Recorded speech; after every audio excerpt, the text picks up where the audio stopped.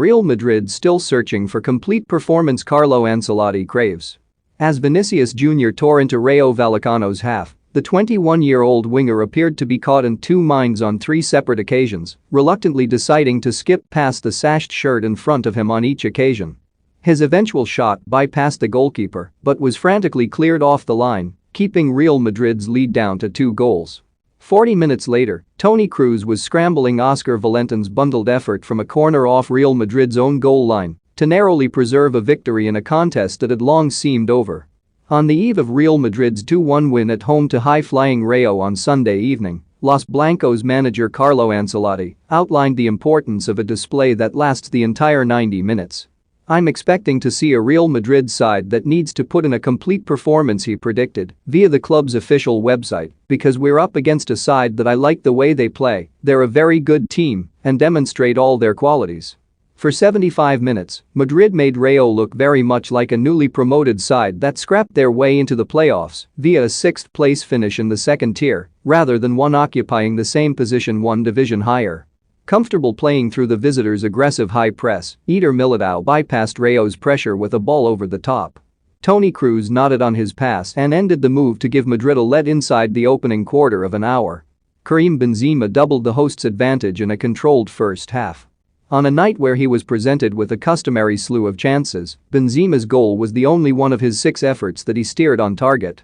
His most damning miss came at the culmination of some audacious interplay between Vinicius and Ferland Mendy as the pair exchanged back heels into the area to tee up the Frenchman, in vain, shortly after the hour mark.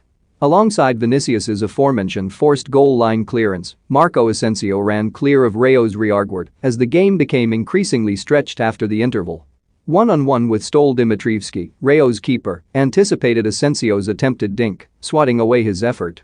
Benzema, who could have wrapped the game up before the break but spooned a header on the rebound over the bar, was caught overplaying on the edge of Rayo's area as the match crept into the final 15 minutes and the score somehow still only 2-0. Rayo's second-half substitute BB gleefully accepted possession, barreling up the pitch before rattling off an effort that struck the woodwork and a nerve for Madrid.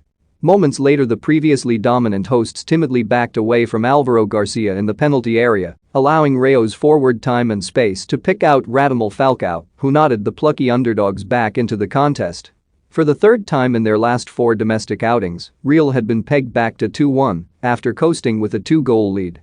Just 1 week prior, after a win over Elche which followed a strikingly similar pattern to Sunday's contest, Ancelotti voiced his concerns.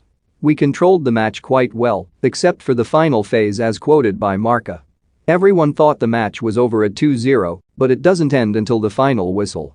Since the last international break, which Madrid went into on the back of a 2-1 defeat to a newly promoted side, Ancelotti has ditched his initial insistence on high pressing for a more reactive, counter-attacking game.